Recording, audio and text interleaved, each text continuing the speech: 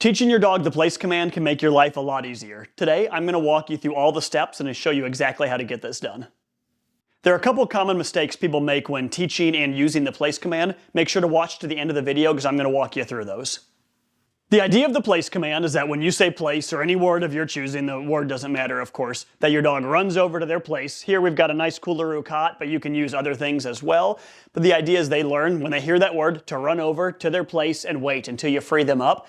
It's important that this is a calming technique. So the term classical conditioning, if you've studied dog training, I'm sure you've heard it.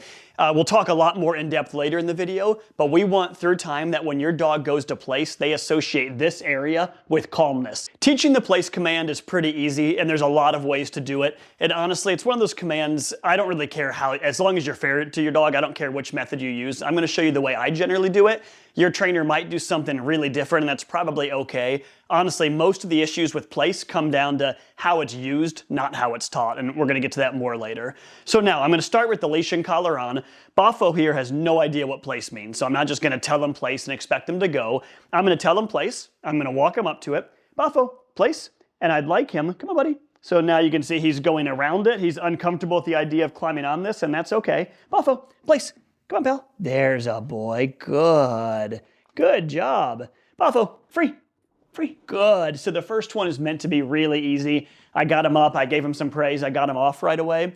Some trainers use treats for this part of the process. That's fine. I don't generally use treats because a dog should like your praise enough. We should be able to reward them by petting them and telling them what a good boy they are, and that should be reward enough for this.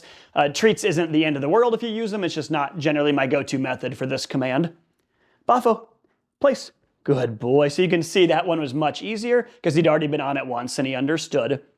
So now as we teach place, place kind of has an implied stay command to it. So I told him place, I got him up here and I haven't said anything else. Boffo is a good boy, he's well trained and that helps a lot. If your dog doesn't know any commands and they're wild, this is gonna be a lot harder. Boffo, free. Good job, buddy. Hey, good boy, look at you. Good. Good boy. Boffo, heel. Boffo, place. Good boy. So now for the first time he got off, Boffo. Generally I would try to mark that quicker, but I was getting ready to talk to you guys there. Boffo, place.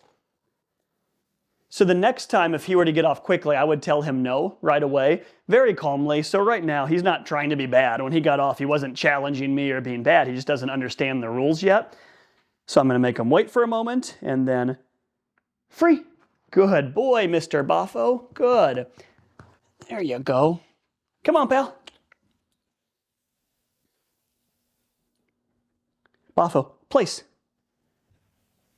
Good boy. So you can see even the third or fourth try, whatever this was, that time I advanced a little bit. I pointed ahead and sent Boffo ahead of me. He was ready for it. He was no longer scared like he was on the first pass, so he walked ahead and he laid down. Now Boffo's making me look pretty good at my job, right? He's getting up, he's laying down every single time. Not every dog is going to do this, so you do need to figure out your house rules. Some people expect their dog just to go to the place command and be on this bed, and as long as their paws are on the bed, they can do whatever they want. They can stand, sit, lay down. Others are very strict and want the dog to lay down the entire time. To be honest, you could do this a lot of ways. It depends on you and it depends on your dog. If you have a really calm dog, like picture an English Mastiff, and you tell them place and they go across the room and they stand on it and they're the calmest dog ever, that's fine. I don't see an issue. But if you have a dog with a lot of excitement and they get to their place command and they're like this, like on pins and needles, to me that's a problem. That's not calmness, which is probably what you're looking for in your dog. So if you were to send your dog to place and you have an excitable dog, I would lean towards getting them in the down position every single time. Once again, there's a lot of ways you can achieve that. I'll generally just get the dog onto the place, and if they don't go down, I'll ask them to lay down. And then I'll wait like I have here, and then tell them, Boffo, free. Good job, pal. Look at you. Good. What a good boy. Hey, you're a good boy. Are you ready? Boffo, place.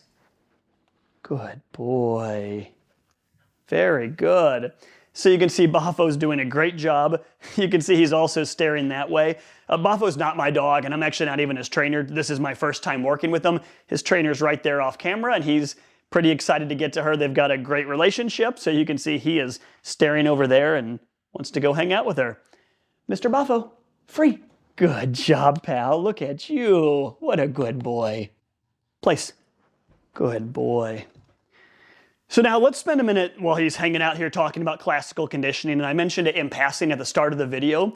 Classical conditioning is the process of your dog learning to feel a certain way based upon a stimuli that used to be neutral and takes on meaning. So there's a lot of examples. One would be the vet's office.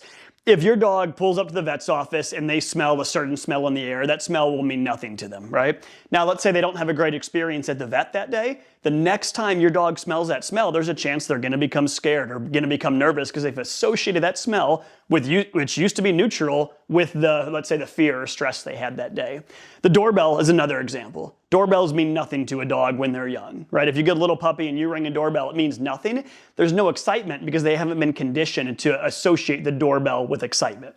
Now, as they get older, every time you ring the doorbell, the dog gets excited because a person's coming in. Pretty soon, that doorbell elicits that response in the dog, right? Doorbell rings, dog gets excited because they know a person's coming. Now, let's talk about how this applies to the place command. If you send your dog here, some people use this every time something exciting happens, they send their dog. So they know a guest is coming in, they send their dog to the place command. Or they're getting ready to eat food on the floor, have a little picnic, so they put the dog in the place command. Or they're gonna, have kids in the house running around, so they put the dog in the place command. Through time, if you don't do it right, your dog can associate place with excitement through classical conditioning. It's involuntary. It doesn't mean your dog goes there and says, I'm going to be excited now because someone's going to ring the door, the bell. It's just going to happen on their own. Now, if you're working with a Suburban canine trainer, I guarantee it's not going to happen. And the reason is, we'll use the place command at the door. That's absolutely okay. But what they're not going to do is, when the doorbell rings, take the dog to place when they're excited and leave them there in an excited state. What they would do is they would use their leash and collar. They're going to work on the heel command. They're going to get the dog no longer excited at the front door, get them down to a manageable level. We call it being under threshold. When they like their behavior, they'll put them in place. And through time, you can use this every time the doorbell rings. If you don't do that calming step first, though, you're going to regret it, and you're going to have a dog who gets excited every time they lay down here. As we work on the place command, as we advance it, we start working on distance and duration. Those are both really important. They're two things we have to cover as we advance the command. Wait.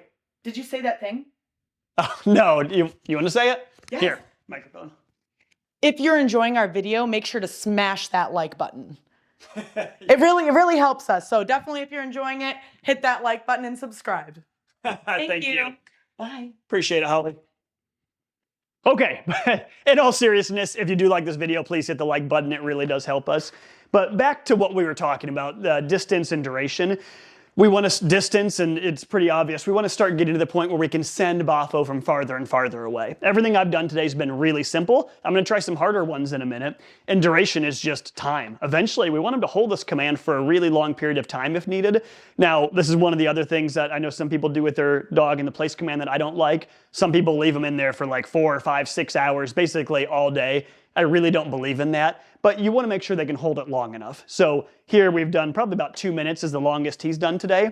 We're going to work on 5 minutes, then 10 minutes, and it is nice to practice having him hold it maybe for an hour during mealtime. It's pretty rare I'm going to go much longer than that.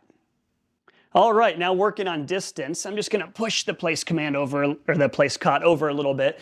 Now I mentioned earlier, we like to use a nice cot like this, and the link is in the description if you're interested in it. It's just more comfortable for the dog. Here, I have it in the middle of the room. It's not its long-term position. We like to teach it here because you saw the first time I tried to get Bafo up, he was nervous, right? And he skirted around it. If you have it tucked into the corner, it might be a little harder to achieve that. Now, as soon as your dog is proficient, you can move it where you really want it. Could be in the corner. Some people move it around. Generally speaking, if you have it in one place, it's easier for your dog to know where to find it. So right now, I'm going to leave it here just for training, but I'm going to try sending Bafo from a little bit farther. Bafo, heel. Are you ready, pal? Bafo, place.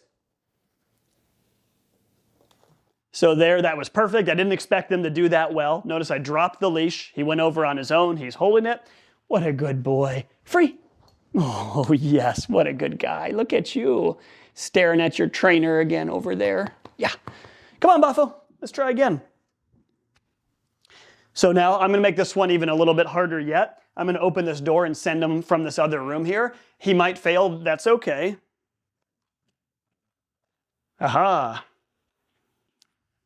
All right, Mr. Bafo. Are you ready? Hey, Bafo, place. No. So you can see there he got off to go right to his trainer, so I told him no. I'm going to bring him back and tell him place. Now, through time, we will institute a correction. If this is still his first day and we're like 10 minutes in right now, he's doing great, and to me it's way too early for a correction. Through time, if I put him in place and he chose to break it, I would instantly mark it with a no. The sturdiness of your no depends on the dog and depends on what they did wrong. So a meek dog needs a pretty meek no. A very assertive, excitable dog might need a sterner no, and it also depends on what they're doing, when they leave. But I'd mark it with a no. I'd walk them back, and I would probably just give a little tug on the leash and tell them place, as I got them back there. It's the same as if they broke, a stay command effectively. Here he's got a collar and a leash on. You can do this with a short tab. So I'm sure seen in our videos we use short leashes about this long. You can also use just a cloth collar and give a little tug on that, or even the scruff. So through time, we could have Bafo way back here, tell him place, and if he chose not to, I might tell him no and just give a little tug to encourage him to go over there. But if we're doing our job right, that should be few and far between. So we're motivating him to go here by praise. That's our main motivator. We praise him for a job well done, and he starts to learn every time he goes here. He feels calm, and he gets a lot of praise for a job well done. Good boy, Bafo. Now I'm going to put some time in to advance this command, and then we're going to show you some of our favorite uses of the place.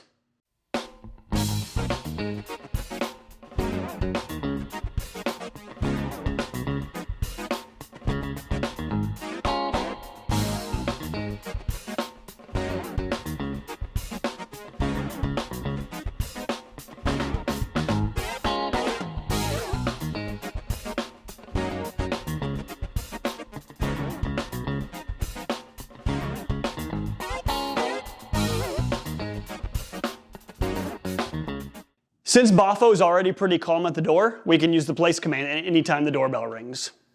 Good boy, Bafo. Hey, Bafo, place. Good boy. Come on, Bafo. Hey, place. You good boy.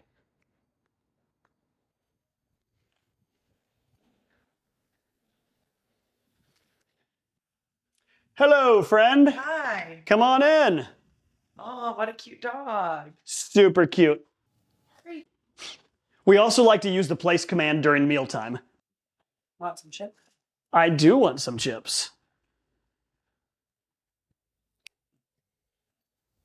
We also have a lot of clients use the place command when they just need a little calmness at night. Bafo, place.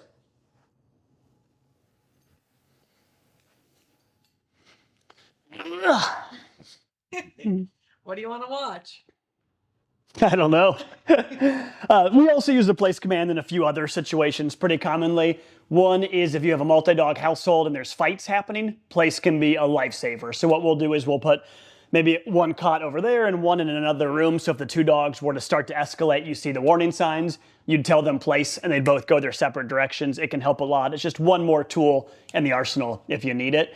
It's also really nice if you have young kids. So if it's a baby doing tummy time on the floor, place is nice to get the dog out of the way, or if you just have to change their diaper, or even older kids maybe doing a puzzle or you want to play together on the floor. Really nice if your dog is in your space and you want a little more distance to be able to tell them place and send them off somewhere else. Thanks for watching. As you start working on this, if you have questions, reach out. We'd love to help you.